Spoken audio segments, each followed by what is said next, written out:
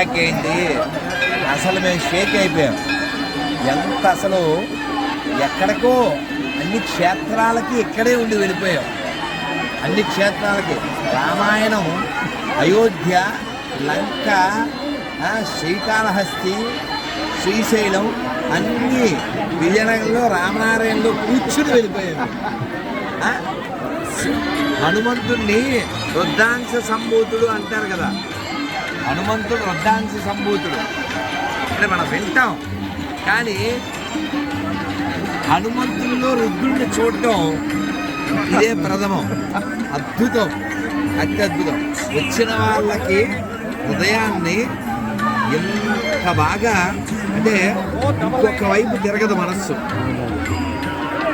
Excitement, not only entertainment, enlightenment with excitement because of all great personality. నారాయణం నరసింహమూర్తి గారిది, శ్రీ చలమయ్య గారిది మరి కదండి. ఇప్పుడు దాన్ని నిర్వహిస్తున్నటువంటి మా ఇది భాగ్యం అండి. భాగ్యం భగవంతుడు అందరికి ఇస్తారు, కొందరే దాన్ని గ్రహిస్తారు. అలా గ్రహించిన వారు నరసింహమూర్తి గారు ఎంతమందికి ఆర్తిని ఇస్తున్నారండి. వారి కీర్తి కోసం చేయలే. వాళ్ళ నాన్నగారు రామాయణం ఇచ్చారు, నాన్నగారు రామాయణం ఇచ్చారు, పాత రామాయణం ఇస్తే పక్కన పెట్టేవాళ్ళే ఎవడైనా. అలా హృదయంలో పెట్టుకునేవాడు ఎవరండి? అలా ఆయన హృదయంలో పెట్టుకున్నారు. రామ హృదయాన్ని కలిగి రాముని అందరికీ ఇవ్వాలి. ఎలా ఇద్దాం? ఒక శాశ్వతమైనటువంటి ఈ విధానం. ఎంతమంది వచ్చేదండి చూడండి, వేల కొద్ది జనం, లక్షల కొద్ది జనం. ఎవరు పిలిచారండి వీళ్ళని? పిలిచారా? వాళ్ళంతా వాళ్ళు రాముణ్ణి పొందడానికి వచ్చారు. భాగ్యం కదమ్మా. ఈ భాగ్యం అందరికీ అందాలి. రాముడు అందరివాడు, అది వారి భావన. ఈ భావన పరిపూర్ణం చేస్తున్నారు.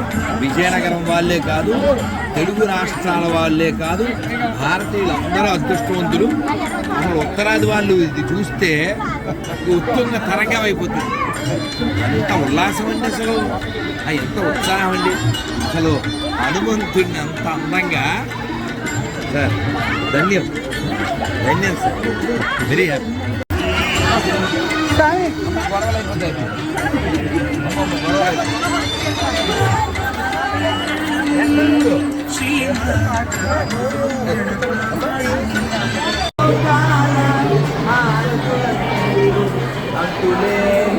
ఆనందాశ్రులే అయోధ్యాపురి పొంది పొరలే శ్రీ హనుమానుకు దేవు చరణములు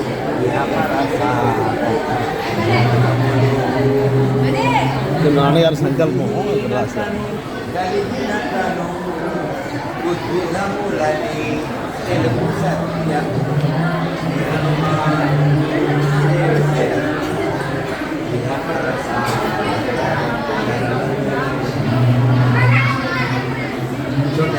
శ్రీరామాయణం సజీవ పాత్ర, సమగ్ర చిత్రణం, సంపూర్ణ మానవ జీవన దర్పణం.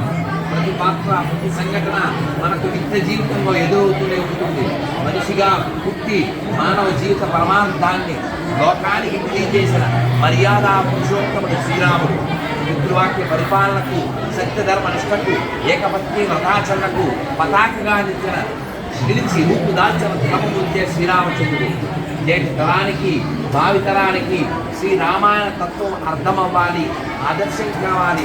మా పితృపాదులు కీర్తిశేషుడు ధర్మచరమయ్య గారు శ్రీరామ మహాసామ్రాజ్య పట్టాభిషేకాలు నిర్వహించి పునీతులైన చరితార్థ జీవనం. అదే మార్గంలో జీవితాన్ని పండించుకోవాలన్నదే నా లక్ష్యం, అదే నా ఆశ. రాముడే నా శ్వాస, రామ కథే నా భాష. మనకు మనుగడ శ్రీ రామనారాయణే. నా జీవిత లక్ష్య సాధనే శ్రీ రామనారాయణం. శ్రీమద్ రామాయణ ప్రాంగణం నా హృదయావిష్కరణమే ఈ శ్రీరామాయణ దృశ్యమాలిక. శ్రీరామ భక్త నారాయణ. జై శ్రీరామ్, జై శ్రీరామ్. వాల్మీకి మహర్షికి జై, రూపాదికి జై,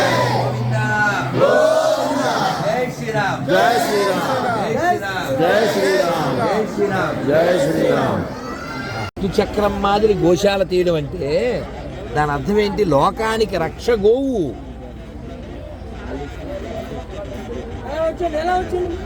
నాన్న అక్ష గోవు నాన్న, ఎందుకంటే వేదం చెప్తుంది గావో విశ్వస్య మాతరః అని చెప్తుంది.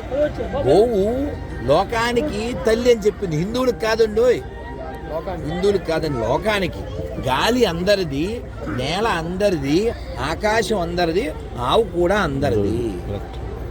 కాబట్టి గోవును రక్షిస్తే ఒక చక్రం, విష్ణు చక్రం ఎలా అయితే కాపాడుతుందో మన ఆరోగ్యాన్ని గోమాత అలా కాపాడుతుంది.